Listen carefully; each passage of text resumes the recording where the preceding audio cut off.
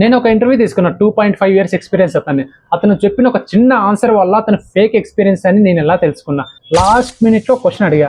ఆ క్వశ్చన్ అడగడం వల్ల అతనికి జాబ్ పోయింది. అతను చెప్పిన ఆన్సర్ ఏంటి, నేను అడిగిన క్వశ్చన్ ఏంటి, ఇక్కడ దొరికిపోయాడు. జస్ట్ 0.01% వల్ల జాబ్ రిజెక్ట్ అయిపోయాడు. డార్క్ సీక్రెట్ ఏంటంటే, ఇంటర్వ్యూ చేసే వాళ్ళకి నువ్వు ప్రీవియస్ కంపెనీలో ఏ టెక్నాలజీ పైన, నా పర్సనల్ టిప్ ఏంటంటే 99% ఇంటర్వ్యూ అంతా క్లియర్ చేసి ఒక చిన్న మిస్టేక్ వల్ల జాబ్ ఎలా లాస్ అయ్యాడు, అంత కరెక్ట్గా మేనేజ్ చేసినా కూడా ఎందుకు అతను రిజెక్ట్ అయ్యాడు. ఆ అబ్బాయి చేసిన మిస్టేక్ ఏంటి, ఫేక్ ఎక్స్పీరియన్స్తో మీరు ఇంటర్వ్యూకి అటెండ్ అయ్యేటప్పుడు ఈ మిస్టేక్ అస్సలు చేయొద్దు.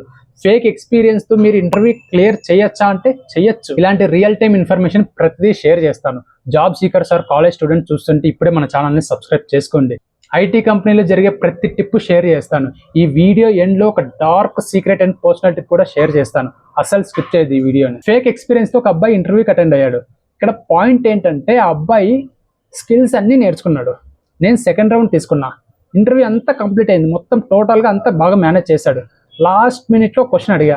ఆ క్వశ్చన్ అడగడం వల్ల అతనికి జాబ్ పోయింది. బట్ సెకండ్ రౌండ్కి ముందు ఫస్ట్ రౌండ్ ఇంటర్వ్యూ క్లియర్ చేశాడు. ఎలాంటి చీప్ ట్రిక్స్ యూజ్ చేయకుండా ఫస్ట్ రౌండ్ ఇంటర్వ్యూ అంతా క్లియర్ చేశాడు. చీప్ ట్రిక్స్ అంటే లైక్ వేరే పర్సన్ ఇంటర్వ్యూ చేయడం, యూజ్ చేయడం, ఇంకా ఏదో లిప్సింక్ ఏదో అంటుంటారు కదా చాలా మంది, అలాంటివి ఏవి యూజ్ చేయలేదు ఆ అబ్బాయి. జెన్యూన్ గానీ ఓన్ గానీ క్లియర్ చేశాడు ఇంటర్వ్యూ ఫస్ట్ రౌండ్. డౌట్ రాలేదు, ఎవరికి డౌట్ రాకుండా మేనేజ్ చేశాడు. యాక్చువల్గా ఫస్ట్ రౌండ్ ఇంటర్వ్యూ మా కొలీగ్ ఒక అమ్మాయి తీసుకుంది. ఆ ఇంటర్వ్యూలో చాలా బాగా పర్ఫామ్ చేశాడు. కోడింగ్స్ కూడా మంచిగా క్లీన్ కోడ్ రాశాడు. 95% క్వశ్చన్స్కి కరెక్ట్గా ఆన్సర్ ఇచ్చాడు. ఇంకా రెజ్యూమ్లో ప్రాజెక్ట్ కూడా మంచిగా యాడ్ చేసుకున్నాడు. అలా ఫస్ట్ రౌండ్ క్లియర్ చేశాడు. నెక్స్ట్ సెకండ్ రౌండ్ నేను తీసుకున్నా. నేను మెయిన్గా ఓన్లీ ఫ్రెషర్స్ అండ్ ఇంటర్న్స్ మాత్రమే ఇంటర్వ్యూ తీసుకుంటా. ఎక్స్పీరియన్స్ పర్సన్స్కి నేనేం పెద్దగా తీసుకోను. ఓన్లీ రేర్ కేసెస్లో మా మేనేజర్ అసైన్ చేస్తే తీసుకుంటా, అంతే తప్ప తీసుకోను వాటికి. ఎక్స్పీరియన్స్ క్యాండిడేట్స్కి అయితే కొంచెం డీప్గా అడగాలి. సో నేను వాటి బట్టి కొంచెం డీప్గానే అడిగా. Oops concepts with coding examples, ఇంకా ప్రీవియస్ రిలేటెడ్ వర్క్ ఎక్స్పీరియన్స్ పైన కొన్ని అడిగా.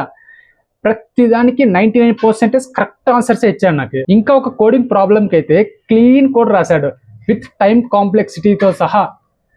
సో ఇంటర్వ్యూ అంతా బాగా మేనేజ్ చేశాడు. 45 మినిట్స్ ఆల్రెడీ కంప్లీట్ అయింది. సో ఇంటర్వ్యూ ఆల్మోస్ట్ క్లోజ్ చేసే టైం లాస్ట్లో ఒక క్వశ్చన్ అడిగా, how you are managing code అని. ఇక్కడ దొరికిపోయాడు. ఆన్సర్ చాలా సింపుల్. అప్పుడు ఆ అబ్బాయి అండర్లెవెంట్ ఆన్సర్ అయితే ఇచ్చాడు. ఇంకా ప్రాజెక్ట్ కోడ్ని ఎలా తీసుకుంటావు, ఎలా యూజ్ చేస్తావు నీ లోకల్లో అని అడిగా. ఆ అబ్బాయి మేము మెయిల్లో మేనేజ్ చేస్తాం కోడ్ని, లైక్ మెయిల్ నుంచే ఫార్వర్డ్ చేసుకుంటాం లోకల్లోకి కోడ్ని అని ఈ పాయింట్లో దొరికిపోయాడు నాకు. నేను అడిగే మెయిల్లో కోడ్ని ఎలా మేనేజ్ చేస్తారంటే, ఆ అబ్బాయి ఏం ఆన్సర్ ఇచ్చాడంటే, మాది చిన్న కంపెనీ, సో మేము మెయిల్స్లోనే మెయిన్ కోడ్ని ట్రాన్స్ఫర్ చేసుకుంటామని.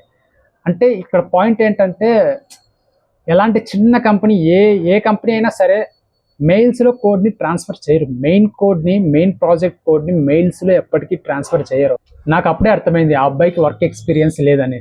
అయినా సరే నేను అడిగా, మీరు రిపాజిటరీస్ యూజ్ చేయరా, like Git hub, version control systems use చేయరా కోడ్ని లోకల్లో బ్రింగ్ చేసుకోవడానికంటే.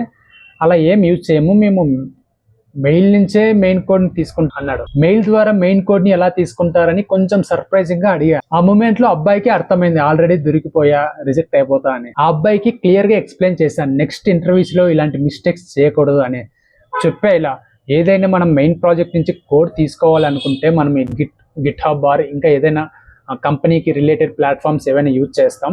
సో అక్కడి నుంచి మనం ఫీచర్ పైన వర్క్ చేసి ఆ తర్వాత పుష్ చేసేస్తాం మెయిన్ ప్రాజెక్ట్లోకి అని చెప్పా. సో అక్కడ ప్రాబ్లం ఏంటంటే, అబ్బాయికి గిట్ అంటే ఏంటో కూడా తెలీదు. But anyways, you have lot of skills. I really appreciate the way you given all the answers and I like your coding styles అని కొంచెం మోటివేషన్ ఇచ్చి ఇలా ఆల్ ది బెస్ట్ అని చెప్పేసా. జస్ట్ ఒక సెకండ్ గిట్ అని చెప్పేసి ఉంటే ఇంటర్వ్యూ క్లోజ్ అయిపోయేది. ఆల్మోస్ట్ సెలెక్ట్ అయిపోయాడు. జస్ట్ 0.01% వల్ల జాబ్ రిజెక్ట్ అయిపోయాడు. ఇంటర్వ్యూ మొత్తం రికార్డ్ అవుతూ ఉంటుంది. నేను కూడా అప్పుడు రిస్క్ చేయలేను. సెలెక్ట్ చేసుకోవాలి అనుకున్నా సరే రిస్క్ చేయలేను నేను. నెక్స్ట్ టైం మన సబ్స్క్రైబర్స్ ఇలాంటి సిచ్యువేషన్లో ఉంటే ఈ మిస్టేక్ నోట్ చేసి పెట్టుకోండి. What happened after second round. నాకు అర్థమైంది ఆల్రెడీ ఇతనికి వర్క్ ఎక్స్పీరియన్స్ లేదని. ఇవన్నీ నేను చెప్పకూడదు ఇప్పుడు నేనున్న పొజిషన్లో, బట్ నా సబ్స్క్రైబర్స్ కోసం చెప్తాను. నా సబ్స్క్రైబర్స్ అందరూ మంచి ప్యాకేజ్, మంచి కెరియర్ ఉండాలని కోరుకుంటాను. సెకండ్ రౌండ్ అంతా కంప్లీట్ అయిపోయింది. సో ఫస్ట్ రౌండ్ మా కొలీగ్ చేశారు కదా, వెళ్ళి అడిగా ఎలా పర్ఫామ్ చేశాడు ఈ అబ్బాయి అని. బాగా చేశాడు, కోడింగ్స్ అని పర్ఫెక్ట్గానే చేశాడని చెప్పింది. ఆ అబ్బాయి నిజంగానే చాలా బాగా చేశాడు. సెకండ్ రౌండ్ కూడా బాగా చేశాడు. నేను అడిగా, ఎక్కడా డౌట్ రాలేదా అతని పైన అని. అలా ఏం లేదు, డౌట్ ఏం రాలేదు, ఏమైందని మళ్ళీ అమ్మాయి నన్ను అడిగింది. నేను ఇలా చెప్పా కోడ్ ని ఎలా మేనేజ్ చేస్తామంటే ఇలాంటి టైప్ ఆఫ్ ఆన్సర్ ఇచ్చాడని. ఆ నెక్స్ట్ ఇద్దరం డిస్కస్ చేసుకొని ఇక రిజెక్ట్ చేసేసాం. ఎందుకంటే మా చేతుల్లో ఉండదు అది. ఇంటర్వ్యూ అంతా రికార్డ్ అవుతుంది, రిస్క్ చేయలేం. నాకు తెలిసి ఆ అబ్బాయికి ఈ పాటికి వేరే జాబ్ కూడా వచ్చేసి ఉంటుంది. స్కిల్స్ ఉన్నాయి, no problem. In case fresher అయితే ప్రాబ్లం ఉండదు. గిట్ హబ్ అంటే ఏం లేదు, జస్ట్ మనకు ఒక ప్రాజెక్ట్, మెయిన్ ప్రాజెక్ట్ ఉంటుంది కదా, అది ఒక రిమోట్ రిపాజిటరీలో ఉంటుంది. మనం డెవలపర్స్ ఎవరైనా ఏదైనా ఫీచర్ యాడ్ చేయాలంటే ఆ అప్లికేషన్కి మన లోకల్లోకి పుల్ తీసుకుంటాం. పుల్ తీసుకొని ఇక్కడ ఏమైనా కొత్త ఫీచర్స్ యాడ్ చేసి మరీ పుష్ చేసేస్తాం, అంతే. ఇంక వేరేది ఏం లేదు. సింపుల్ వర్డ్స్లో చెప్పాలంటే అంతే ఇది. ఫర్ ఎగ్జాంపుల్ మనకి వాట్సాప్ ఉంది. 2015లో వాట్సాప్లో స్టేటస్ ఫీచర్ లేదు. ఆ తర్వాత డెవలపర్స్ ఏం చేశారు, దానికి ఒక స్టేటస్ ఫీచర్ యాడ్ చేశారు. 2015లో వాట్సాప్ వర్షన్ 5 ఉంది అనుకో, జస్ట్ అనుకో.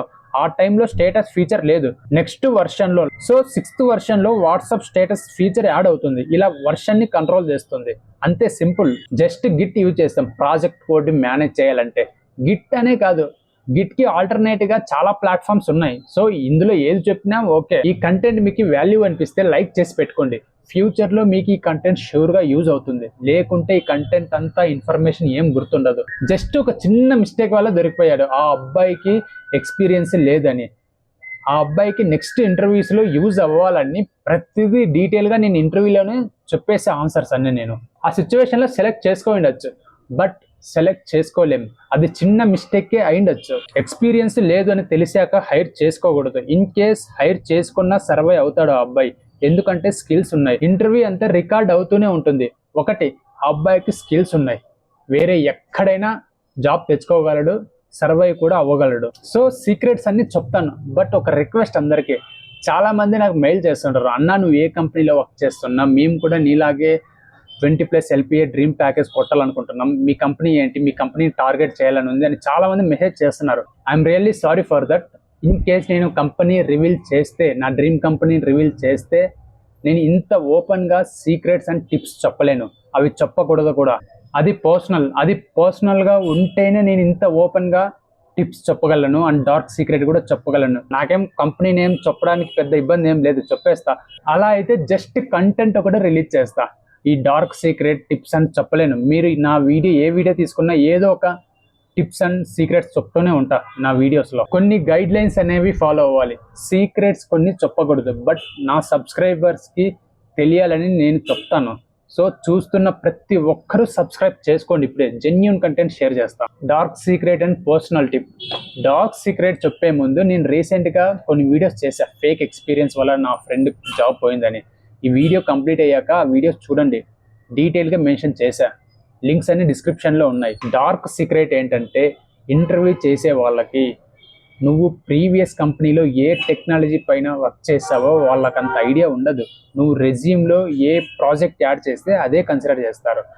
కంపెనీస్లో ప్రతి ప్రాజెక్ట్ స్ట్రక్చర్ డిఫరెంట్గా ఉంటుంది. అలా అని ఫాల్స్ ఇన్ఫర్మేషన్ ఇస్తే, ఏది పడితే అది చెప్పేస్తే నువ్వు దొరికిపోతావు. వాళ్ళు అంత తెలివి తక్కువైన వాళ్ళు అయితే కాదు ఇంటర్వ్యూ చేసే వాళ్ళు. సో ఒక మంచి ప్రాజెక్ట్ ప్రిపేర్ అయ్యి రెజ్యూమ్లో యాడ్ చేసుకో. నా పర్సనల్ టిప్ ఏంటంటే, ఒక రియల్ టైం ప్రాజెక్ట్ని బాగా ప్రాక్టీస్ అవ్వు. అదే ప్రాజెక్ట్ రెజ్యూమ్లో కూడా యాడ్ చేసుకొని ఇంటర్వ్యూస్ అటెండ్ అవ్వు. స్కిల్స్ మ్యాటర్స్ అని ఊరికే చెప్పరు. దీన్ని బట్టి నీకు ఏమర్థమైంది, ప్రీవియస్గా నీకు టెక్నాలజీ పైన డీప్గా ఎక్స్పీరియన్స్ లేకపోయినా పర్లేదు, రిక్వైర్డ్ టెక్నాలజీస్ నేర్చుకుంటే చాలు, ఇంటర్వ్యూస్ క్లియర్ చేయొచ్చు. Of course first few initial ఇంటర్వ్యూస్లో రిజెక్ట్ అవ్వచ్చు, బట్ తర్వాత అయినా జాబ్ అయితే పక్కా వస్తుంది. Thank you for watching. Take care. See you.